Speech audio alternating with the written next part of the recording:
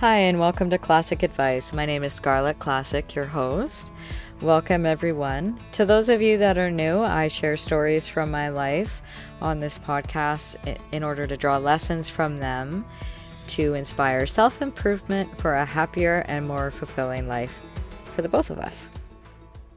Are you good at adapting to adversity? Or do you like to control life's uncontrollables? I think we are all, well, maybe a little bit liking to control the uncontrollables, and we try and we struggle, and then we eventually figure out that there's no point because we have no power. I currently, if you don't already know, I'm living in a camper, and it's the middle of winter right now.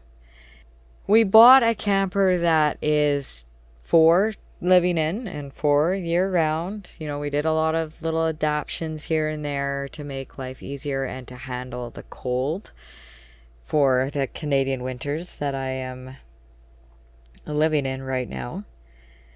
But there are some little trials that we're experiencing right now. I've mentioned before, we're having frost come through in the walls, which is not as bad now that my husband put bubble wrap on all of the windows except for the door. So we have one window that we can see the outside. And there's some bubble wrap insulation basically that's on some walls outside on the camper to help with the frost that's coming through. The other thing that happened is my husband went outside to fill up the freshwater tank in the camper, grabbed the garden hose that we use to run water from the well to the camper, and it just shattered in his hand. So he went to the store. Luckily they had one in stock, so got it. And anyways, we got it all filled up and whatnot, but just, another thing that we have to deal with when it's really cold out.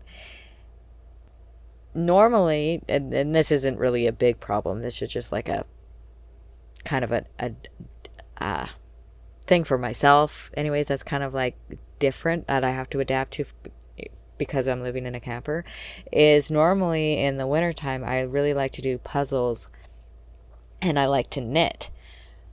But there's no place to do a puzzle and we don't have enough room for me to do a knitting project because I like to make blankets. So my projects are big and I don't feel like making sweaters and like little things.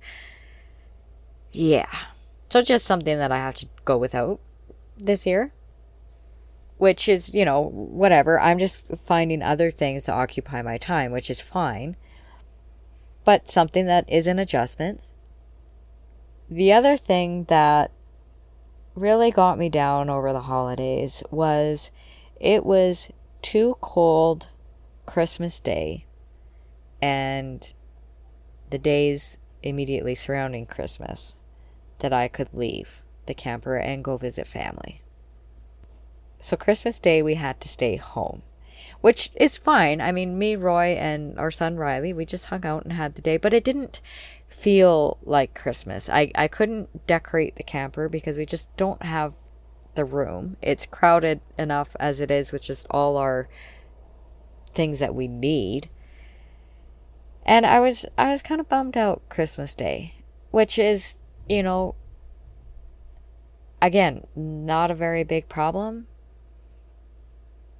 And even now, recording the episodes that I'm recording now, my husband's outside right now filling up the camper. So there might be a few bings and bangs and weird little noises in the background. And that's him doing life, getting me some fresh water so I can wash dishes.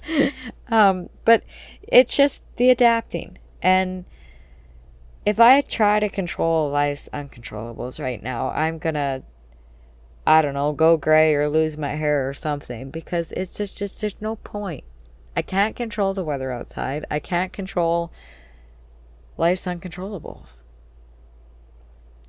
So my question to you is, are you trying to control something in your life that is one of life's uncontrollables?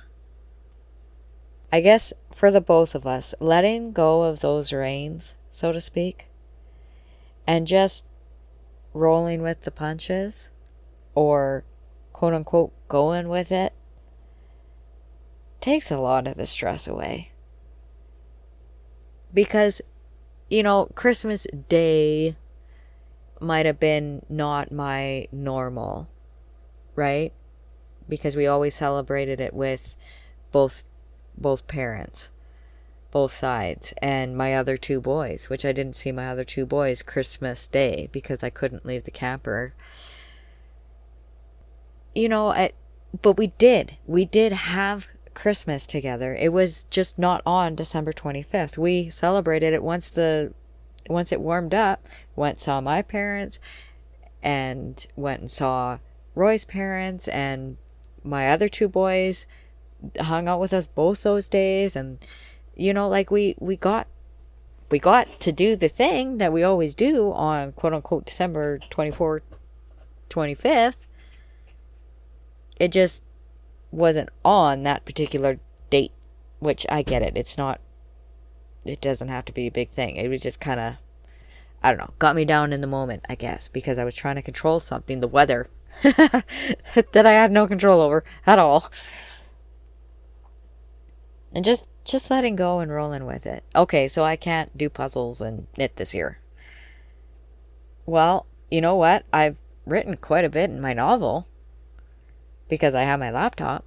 I started a blog, which I never even had that before. That's new.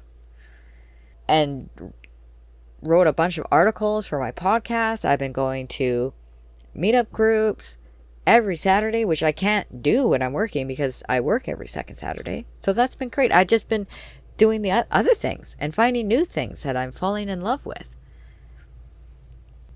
The challenge that I'd like to leave with you guys this week is next time you're feeling overwhelmed and upset that another unexpected surprise has popped up, is to not react right away. I know it's hard, but to take a step back can save us a lot of headache.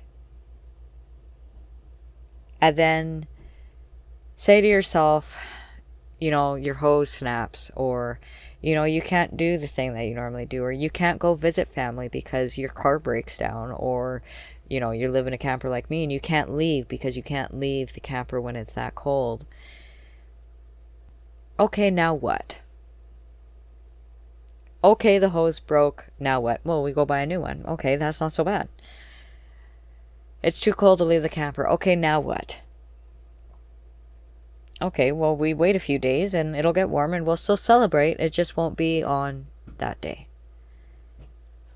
I don't have a, place to do the hobbies I normally do. Okay, now what? Well, I'll find a new hobby. I'll find something else to do.